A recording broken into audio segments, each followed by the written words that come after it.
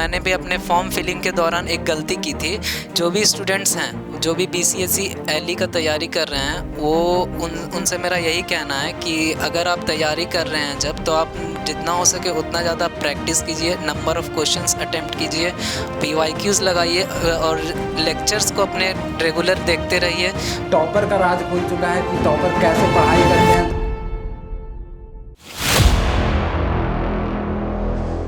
Hello student, welcome to this topper interaction series part 2। और इसमें हम लोग इंटरेक्ट करने वाले हैं हिमांशु जी से, जिन्होंने BCSE एलई के एंट्रेंस एग्जाम में 87 रैंक का स्कोर किया है। तो चलिए हम लोग मिलते हैं और उनसे स्ट्रेटजी जानते हैं कि किस तरह से उन्होंने तैयारी किया है, ऑनलाइन या ऑफलाइन, किस मोड में उन्होंने पढ़ाई की है अपनी, और कहाँ से पढ़ाई की, ये सारी चीज़ें हम लोग जानेंगे। और वो पॉलिटेक्निक कहाँ से किए हैं और फिर फर्दर अभी बीटेक में कहाँ एडमिशन लिए हैं, सारा चीज़ हम लोग जानेंगे। तो हेलो हिमांशु जी, कैसे हो आप? बिल्कुल ठीक हूँ। तो चलिए सबसे पहले आप अपना छोटा सा इंट्रोडक्शन दे दीजिए। मेरा नाम हिमांशु है और मैंने अभी BCSE एलई एग्ज़ाम में 317 रैंक सिक्योर किया है और मेरा कैटेगरी रैंक जो है 87 है। तो आप ये हमको बताइए कि अभी आप एग्ज़ाम दिए BCSE एलई का, देन आप किस कॉलेज में एडमिशन लिए हो? मैंने अभी अपना एडमिशन जो है गवर्नमेंट इंजीनियरिंग कॉलेज औरंगाबाद में लिया है। तो औरंगाबाद में अभी आप पढ़ रहे हो, ठीक है? तो कुछ समय वहाँ पे आप ऑलरेडी स्पेंड कर चुके हो, तो वहाँ का इन्वायरमेंट कैसा है? बहुत ही अच्छा इन्वायरमेंट है वहाँ का। टीचर सब जो है काफ़ी सपोर्टिव है वहाँ के।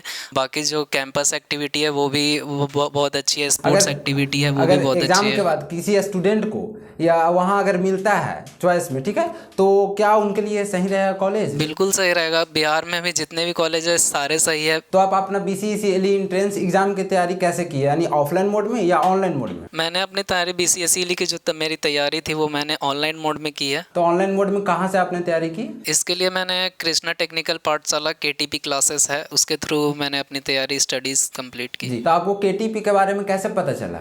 एक्चुअली मेरा एक फ्रेंड है, वो भी तैयारी कर रहा था, एक साल मुझसे पहले ही से तैयारी कर रहा था, तो उसी के थ्रू मुझे इस कोचिंग के बारे में पता चली, तो मैंने यहाँ से अपनी प्रिपरेशन स्टार्ट की। जी, तो आपने जब BCSE एलई का एंट्रेंस एग्जाम का तैयारी कर रहे थे, तो उस टाइम कौन सा ऐसा गलती आपने किया जो कि सजेस्ट करना चाहते हो ऐसे स्टूडेंट को जो अभी तैयारी कर रहे हैं, ताकि वो उस गलती को दोहराए नहीं, रिपीट ना करें और वो भी अच्छा स्कोर रैंक कर सके? इसमें तो सबसे पहले मैंने जो गलती की थी वो उसमें ये थी कि मैंने जो इसमें PYQs को नेग्लेक्ट करके, यानी PYQ को आप उतना ध्यान नहीं दिए, थोड़ा थोड़ा उसको हल्का फुल्का देखे होंगे आप और बाकी निगलेक्ट कर दिए। यस सर, बिल्कुल। PYQ को हम नेग्लेक्ट करके चल रहे थे, लेकिन जब हम एग्जाम में अपीयर हुए तब उस चीज़ की अहमियत मुझे पता चली। यानी जब आप एग्जाम देने गए तो वहाँ पे जब सीट मिला आपको क्वेश्चंस का, तो वहाँ पे आपने देखा तो मैक्सिमम PYQ से क्वेश्चन आए हुए थे, तब आपको रियलाइज हुआ कि हमने PYQ छोड़ के बहुत बड़ा गलती। बिल्कुल, 20 to 30 क्वेश्चन जो थे वो PYQs थे। तो ये जो पूरा पैटर्न था BCSE एलई एग्जाम का,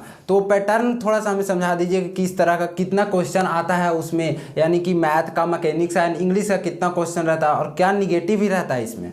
इसमें जो है सबसे पहले तो टोटल नंबर ऑफ क्वेश्चंस 150 रहते हैं। 50 मैथ, 50 मैकेनिक्स, 50 इंग्लिश। और इसमें जो है इंग्लिश जो है सिर्फ पासिंग के लिए, अगर आप इंग्लिश पास करते हैं तो आपका रिजल्ट और रैंक कार्ड बनेगा, वरना अगर आप इंग्लिश में पास नहीं होते हैं तो फिर आप जितना भी मैथ और मैकेनिक्स में मेहनत कर लीजिए, कोई फायदा नहीं है। यानी इंग्लिश में एक मिनिमम जो क्राइटेरिया रखा गया वो अचीव करना जरूरी है, अदरवाइज उसके बाद रैंक कार्ड आपका बनेगा ही नहीं। यानी कि और अदर जो सब्जेक्ट है, अगर आप इंग्लिश को निगलेक्ट किए तो अदर सब्जेक्ट का कोई अहमियत नहीं, यही ना? तो आप ये बताइए निगेटिव मार्किंग का क्या है? इसमें नेगेटिव मार्किंग, इसमें 1/3 नेगेटिव मार्किंग है। इंग्लिश की जो नेगेटिव मार्किंग है वो इंग्लिश में बनती है, और मैथ और मैकेनिक्स की जो नेगेटिव मार्किंग है मैथ और मैकेनिक्स में बनती है। जी, यानी कि नेगेटिव मार्किंग है तो थोड़ा अच्छे से इसको अटेंड करना होगा क्वेश्चन। बिल्कुल, नंबर ऑफ क्वेश्चन जो है जब आप अटेम्प्ट करते हैं तब आपको इसका ध्यान रखना पड़ता है। नंबर ऑफ क्वेश्चन अटेंड कम ही कीजिए, लेकिन कॉन्फिडेंस के साथ होना चाहिए। बिल्कुल, एक्यूरेसी इसमें बहुत ज़्यादा। एक्यूरेसी। तो इससे पहले आप पॉलिटेक्निक किए हो, डिप्लोमा, तो डिप्लोमा आप किस कॉलेज से किए हो? मैंने अपना डिप्लोमा जो है गवर्नमेंट पॉलिटेक्निक कॉलेज जमुई से कंप्लीट किया है। ठीक है, तो वहाँ का एनवायरनमेंट कैसा था? वहाँ का भी एनवायरनमेंट काफ़ी अच्छा रहा। वहाँ पे भी टीचर्स जो थे काफ़ी अच्छे थे, हम लोग की जो पढ़ाई हुई काफ़ी अच्छी हुई। मेरा जो बैच था 2019 से 22 बैच में थे हम, लेकिन हम लोग का तो 1.5 साल जो था वो कोविड में ही निकल गया, तो क्लासेस तो हमारी ऑनलाइन भी चली और ऑफलाइन दोनों चली। यानी कि एक साल बीच में आपका ड्रॉप आउट है, देन ये वाला आप एग्जाम दिए हो? बिल्कुल, 2022 में हम ड्रॉप आउट लिए थे एक साल, कुछ हेल्थ इश्यूज के कारण, तो इसीलिए फिर हम 2023 में अपीयर हुए एग्जाम। यानी कि आपने मेहनत बहुत ही किया है इस एग्जाम के लिए पर्टिकुलर, तभी जाके इतना रैंक हमारे सामने है। बिल्कुल। तो आप ये बताइए, जब आप डिप्लोमा में थे तो आपका फ्रेंड सर्कल कैसा था? डिप्लोमा में जो भी मेरा फ्रेंड सर्कल था वो भी बहुत अच्छा था। मेरे जो फ्रेंड थे वो काफ़ी सपोर्टिव थे, हार्ड वर्किंग थे और मेहनत करते थे। जब आप इवन लास्ट सेमेस्टर में हो गए तो कैसे पता चला आपको BCCLE इंट्रेंस एग्जाम का, ताकि आगे आप बीटेक में जब मूव ऑन करो तो ये इंट्रेंस एग्जाम बिहार में देना जरूरी है, तो ये कैसे पता चला? ये भी मुझे मेरे दोस्तों के सही पता चला था। जब हम 5th सेमेस्टर में थे वहाँ पे मेरे दोस्तों ने बताया कि इस तरह से इंजीनियरिंग में एडमिशन होता है, तो इसमें 1 साल का प्रेफरेंस मिलता है। हम लोग डायरेक्ट सेकेंड ईयर में एडमिशन होता है हम लोग का। अब डिप्लोमा किस ब्रांच से की हो? मैंने डिप्लोमा अपना सिविल ब्रांच से कंप्लीट किया है। तो आपको ऐसा क्यों रियलाइज हुआ कि सिविल ब्रांच में ही हमें बीटेक करना चाहिए सेम इसी ब्रांच से? एक्चुअली क्या होता है कि जब हम लोग ब्रांच अपना चेंज करते हैं तो फिर चीज़ें काफ़ी बदल जाती हैं। हम लोग जो स्टार्टिंग से पढ़ते आए हैं और फिर जो अब हम लोग को आगे चल के पढ़ना है, जब वो चीज़ें बदलती है तो काफ़ी दिक्कतें आनी शुरू हो जाती है।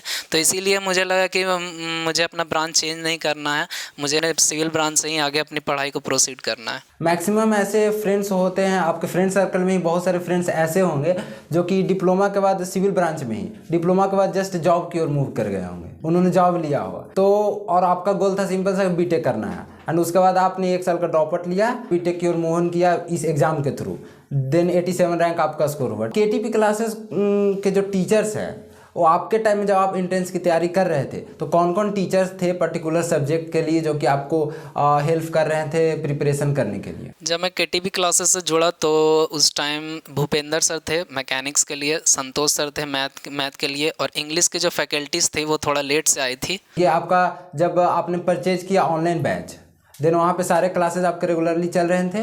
बिल्कुल, हमारे जो क्लासेस थे डेली लाइव चलते थे, लाइव लेक्चर्स होते थे जिसको मैं अटेंड करता था, और वो लेक्चर्स रिकॉर्डेड फॉर्म में भी अपलोड हो जाते थे ऐप पे। अच्छा, कभी ऐसा आपका हुआ है उस ऑनलाइन जर्नी में कि आपका मोर देन 3 to 4 लेक्चर्स, 3-4 से ज़्यादा लेक्चर्स आपके छूट चुके हैं ऑलरेडी एंड रेगुलर लाइव चल रहा है, और ऐसा कोई भी सिचुएशन आया है आपके साथ? हाँ, कभी जब हेल्थ इशू होता था, कोई भी फैमिली प्रॉब्लम हो जाता था, तो उस टाइम में हम जो वीडियो जो था वो बैकअप में चला जाता था, तो उसको आप कैसे कवर करते थे फिर? उसको हम मतलब किसी तरह से टाइम निकाल करके, एक्स्ट्रा टाइम निकाल करके उस लेक्चर्स को हम कंप्लीट करते थे। हाँ, एक्स्ट्रा टाइम निकाल के उस पर एक्स्ट्रा टाइम देकर आप कंप्लीट करते थे। तो अगर ऑनलाइन सेशन में आपको डाउट आता था, बहुत सारे डाउट आते हैं जनरली सभी को, तो उस डाउट को आप कैसे क्लियर करते थे?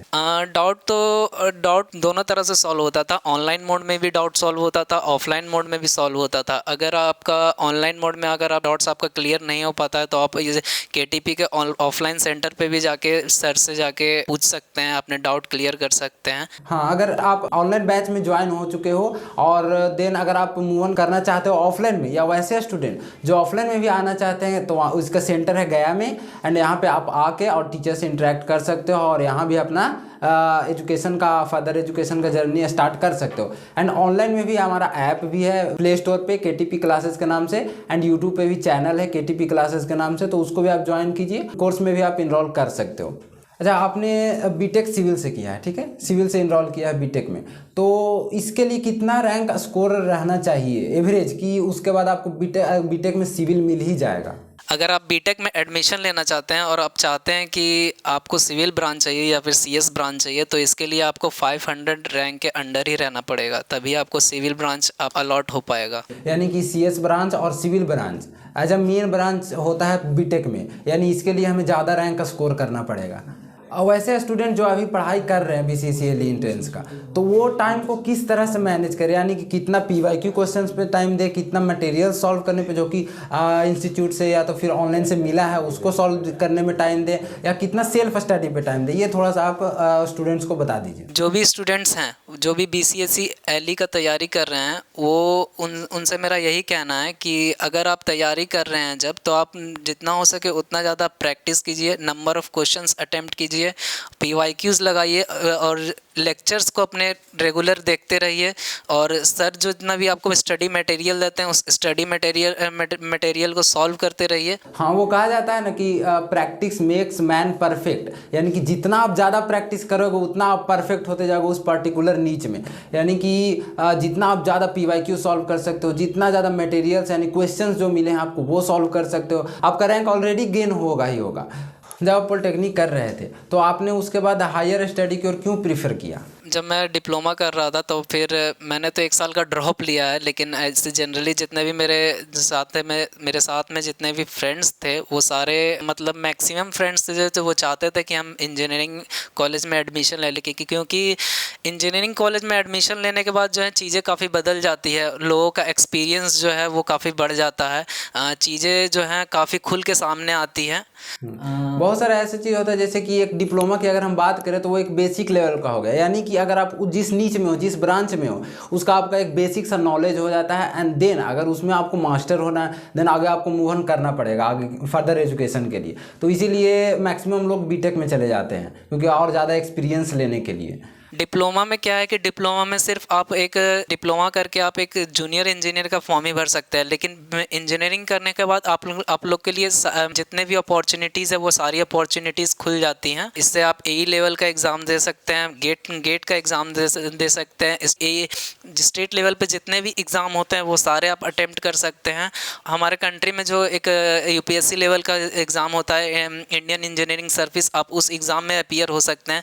तो ये आप सिर्फ डिप्लोमा पे नहीं, इसके लिए आप लोग को इंजीनियरिंग करना जरूरी है। इंजीनियरिंग में जब आगे आप जाते हो तो बहुत सारा और भी रास्ता और भी वेज खुल जाते हैं आपके लिए। यहाँ पे आपको लिमिटेड वेज ही मिलते हैं। डिप्लोमा करने के बाद आपको एक लिमिटेड रास्ता ही ओपन होता है, एंड देन उसके बाद जब आप फर्दर आगे मूव करते हो देन आपके बाद बहुत सारे रास्ते हो जाते हैं। इस सेशन के हम लास्ट क्वेश्चन पे आ चुके हैं, और लास्ट क्वेश्चन आपसे ये है कि कोई ऐसा गलती आप सजेस्ट करना चाहते हो स्टूडेंट्स को बीसीसीएली के प्रिपरेशन के दौरान वो गलती ना करें? हाँ बिल्कुल, मैं एक सजेशन प्रीफर करना चाहूँगा कि जब आप BCSELE का एग्ज़ाम फॉर्म जो है फिलअप करते हैं तब वो बिल्कुल ध्यान से करें।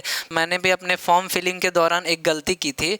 जब मैं अपना रजिस्ट्रेशन कर रहा था तब मेरा जो डाटा था वो गलत हो गया था, तो उस समय मुझे थोड़ा सा इशू आई थी। बाकी सब आगे मेरा जो था बिल्कुल सही था। सबसे बेसिक बात है। अगर आप किसी प्रिपरेशन कर रहे हो किसी एंट्रेंस एग्जाम का, और उसका जो मेन फॉर्म होता है, एग्जाम फॉर्म, रजिस्ट्रेशन फॉर्म, अगर उसमें आप एक फॉल्ट कर दिए तो वो पूरा आपका एग्जाम का कोई वैल्यू ही नहीं है। तो इसीलिए सबसे बेसिक सा वो एग्जाम का जो फॉर्म होता है, रजिस्ट्रेशन फॉर्म, वो होता है। तो उसको आप सबसे पहले एकदम केयर से, ध्यान से, अगर आपको नहीं आ रहा है किसी से पूछ के भरिए, बट उसको बहुत ही अच्छे से केयरफुली उसको भरना बहुत ज़रूरी है।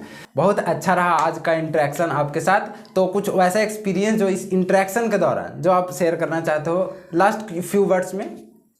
बिल्कुल, मेरा जो आपके साथ जो इंटरेक्शन वीडियो रहा वो काफ़ी स्टूडेंट्स के लिए काफ़ी हेल्पफुल रहा। मैंने जो अपनी स्ट्रेटजी है जो शेयर की वो भी स्टूडेंट्स के लिए काफ़ी बेनिफिशियल है। स्टूडेंट के लिए बहुत ही अच्छी बात है, यानी कि आज एक समझिए तो आपके सामने एक टॉपर का राज खुल चुका है कि टॉपर कैसे पढ़ाई करते हैं। तो अगर इसको आप फॉलो करते हो तो आप भी यहाँ पे आ सकते हो, ये रैंक आप भी ला सकते हो, इवन इससे ज़्यादा ही ला सकते हो। तो चलिए हम लोग मिलते हैं अगले किसी न्यू टॉपर के इंटरेक्शन के साथ। Thank you Himanshu ji, thank you sir. बहुत अच्छा लगा आपसे मिलकर।